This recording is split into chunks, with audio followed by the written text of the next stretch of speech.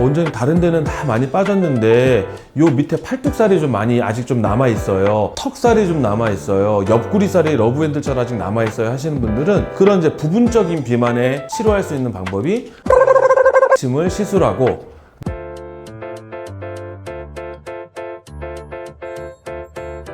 네, 안녕하세요. 자흥한방병원 안덕근입니다. 반갑습니다.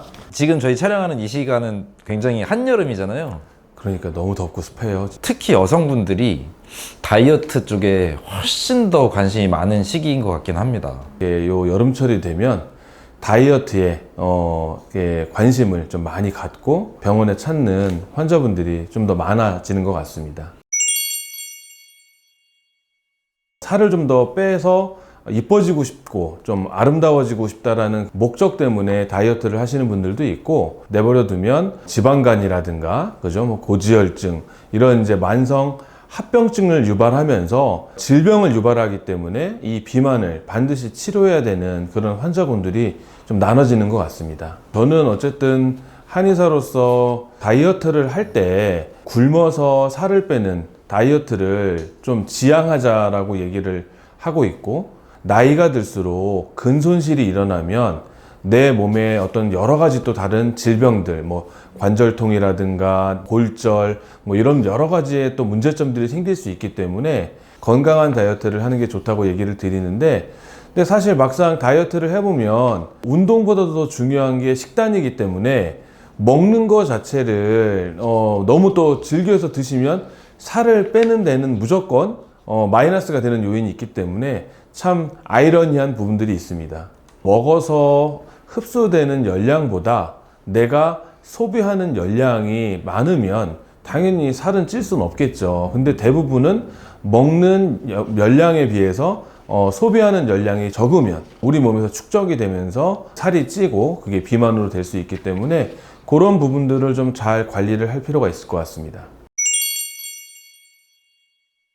가장 건강한 다이어트를 하기 위해서는 먹는 양 자체 부분에서 자기가 대사할 수 있는 양에 비해서 좀 적게 먹는 게 당연한 것일 거고요. 식단군이라고 하죠. 먹는 종류에 따라도 다릅니다. 쉽게 표현하면 밀가루나 탄수화물 이런 것들을 많이 먹으면 살이 좀 많이 찔 수밖에 없고, 똑같이 양을 많이 먹더라도 단백질이나 식이섬유, 야채 종류들을 좀 많이 먹으면 살이 찌는 것들이 훨씬 좀 덜하기 때문에 다이어트를 하시는 분들은 우선 식사하시는 부분에 있어서 밀가루나 탄수화물, 소위 말하는 빵, 국수, 면, 튀김, 과자 이런 종류들을 최대한 배제하고, 살이 빠지면서도 제일 좋은 건 몸 안의 구성 성분 중에 지방이 빠지고 근육을 유지하는 게 기초대사량을 또 올리는 데 제일 중요한 부분들이기 때문에 근육을 유지시키려면 반드시 우리 몸에서는 단백질과 적절한 탄수화물, 식이섬유가 같이 들어가야 되는 부분들이 있기 때문에 계란 많이 드시라고 얘기하고, 콩, 두부 많이 드시라고 얘기하고, 기름기가 없는 고기, 생선, 그 다음에 뭐 김, 멸치, 견과류 뭐 이런 것들을 조금 더 대체해서 드시라고 말씀을 좀 많이 드리는 편입니다. 한방 치료로 다이어트를 접근하는 방법들이 여러 가지가 있는데요. 체질에 따라서 살이 찌는 원인들이 좀 여러 가지 분류들이 있습니다. 근육량이 너무 적어서 소위 말하는 마른 비만이라고 하죠. 배만 볼록 나오고 많이 먹지도 않음에도 불구하고 기초 대사량이 적어서 비만이 되시는 경우들이 있고요. 담적, 습담, 찌꺼기들이 많이 끼면서 비만으로 이어지는 경우들이 있고요. 이 기초 체온 자체가 안 나오면서 순환이 안 돼서 비만으로 이어지는 경우들이 있고, 마지막 경우는 정말 진짜 몸에 너무 많이 먹어서 식욕이 억제가 안 돼서 비만인 경우들이 있습니다. 이제 대표적인 이제 감비탕, 감비환, 뭐 슬림환 이런 식욕을 억제하고 지방을 분해하면서 기초대사량을 올려줄 수 있는 그런 한약들도 있습니다. 우리 몸에서 호르몬 분비를 담당하고 있는 부분들 중에 하나가 아랫배의 역할인데, 배꼽 밑으로 우리 관원이라고 하는 아랫배가 항상 따뜻해서 기초 소화 기능 자체의 흡수율, 촉진율을 좀 높여주면 뱃살도 많이 안 나오고 살이 잘 안 찝니다. 근데 대부분 나이가 드실수록 이게 비만 되시는 환자분들을 보면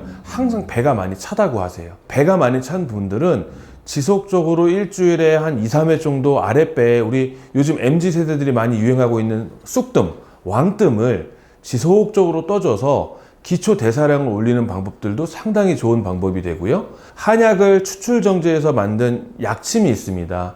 대표적으로 리포컷이라고 하는 약침이 있는데요. 우황과 내복자에서 나오는 성분들, 양방에서도 요즘에 뭐 DCA 주사 해서 지방 칼로리 컷 한다고 해서 지방 분해 주사라고도 많이 얘기를 하는데, 데옥시콜산 전구물질 성분들을 가지고 약침으로 추출 정제해서 팔뚝살이나 뭐 이중 턱살, 그다음에 뱃살, 이런 지방들이 많은 부분에 지방들을 칼로리 커트하는, 지방 제거해주는 그런 약침 시술 방법도 있습니다. 소위 뭐 온다 리프팅, 이런 마이크로웨이브 극초단파를 가지고 다리미처럼 지방이 많은 부분에 초단파 디바이스, 기기를 통해서 계속 자극을 줘주면 그 열로 인해서 지방들이 녹여지고 슬림해지는 그런 효과도 볼 수 있기 때문에, 이런 치료들을 환자의 각각 개별 상황에 맞춰서 같이 컨비네이션해서 치료에 임하고 있습니다. 원장님, 다른 데는 다 많이 빠졌는데 요 밑에 팔뚝살이 좀 많이 아직 좀 남아 있어요,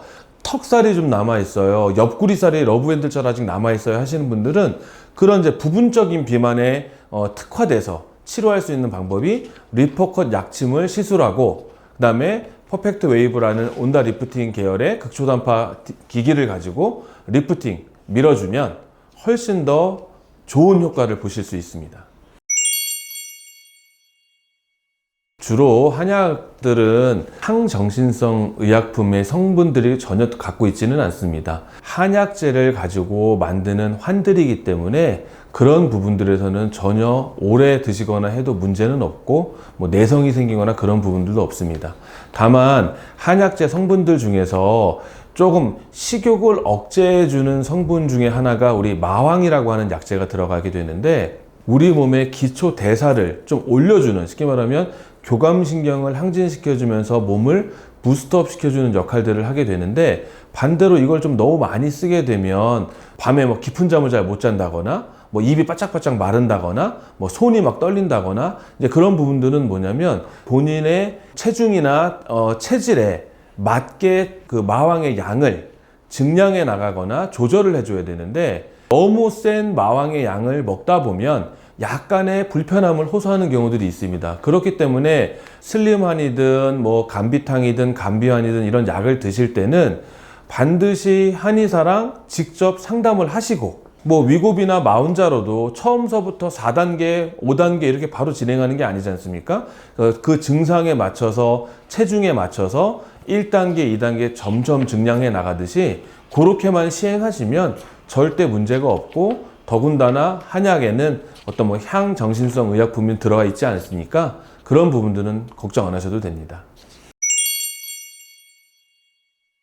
위고비나 마운자라 같은 경우에는 우리 몸에서 좀 즉각적인 반응들을 좀 이뤄내기 때문에 좀 단기간 내에 좀 빠른 효과를 보시려고 하시는 분들을 먼저 위고비나 마운자로를 처방해서 진행을 하게 됩니다.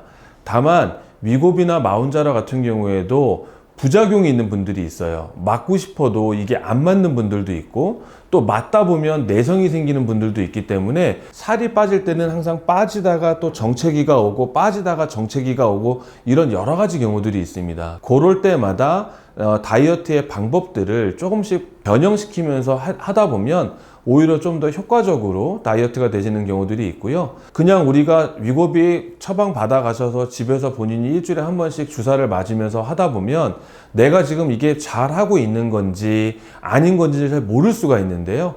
저희 병원 같은 경우에는 위고비 마운자로 처방 같은 경우에도 일주일에 한 번씩 직접 병원에 오셔서 주사를 맞으시고, 그 맞으실 때마다 뭐 뜸을 뜬다거나 약침 치료를 받는다거나 리프팅 치료를 받는다거나 이런 것들을 같이 병행할 때 훨씬 더 다이어트에 효과적인 부분입니다. 또 마지막으로 이제 어느 정도 뺐을 때 그걸 유지하거나, 그럴 때는 이제 그런 뭐 슬림한이든 감비환이든 이제 식욕 억제도 되면서 대사가 좀 잘 일어날 수 있게 해주면 요요 없이 건강한 다이어트를 좀 할 수 있는 그런 케이스라고 보시면 될 것 같습니다. 저도 제가 요즘에 워낙 다이어트 환자들을 많이 보면서 얘기 드리는 건데, 꼭 아셔야 될 게 있습니다. 뭐 위고비를 하든 마운자로를 하든 한약을, 다이어트 약을 먹든 아무리 좋은 뭐 주사제 약을 먹더라도 본인이 식단 관리를 못하면 아무것도 되지 않습니다. 다이어트를 할 때는 운동보다도 식단이 80%, 그 다음 운동이 20%다.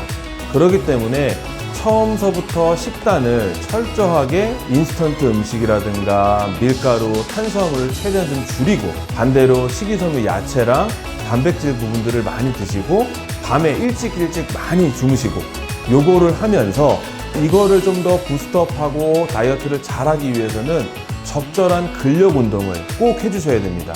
제일 안 좋은 게 뭐냐면 너무 나이 들어 보이게 살이 빠지는 거예요. 무턱대고 굶어서 하는 다이어트들은 반드시 근손실을 유발하기 때문에 너 살이 빠져 보이는데 되게 늙어 보인다? 이런 얘기가 될 수 있습니다. 그래서 집에서 맨몸 스쿼트를 하시든 팔굽혀펴기를 하시든 턱걸이를 하시든 집에서 할 수 있는 홈 트레이닝 가벼운 근력 운동을 빼먹지 마시고 하시면서 자기에 맞는 다이어트 방법을 찾으셔서 건강한 다이어트가 되면 좋을 것 같고요. 다이어트를 하는데 가장 중요한 것 중에 하나가 뭐냐면 몸에 독소가 안 끼어야 됩니다. 몸에 찌꺼기가 끼는 사람들은 항상 몸이 부으면서 다시 또 요요가 오고 살이 찔 수 있기 때문에 몸에 찌꺼기가 끼지 않게 해독을 하는 것들을 꼭 같이 병행하시는 것을 추천드립니다. 감사합니다. 네.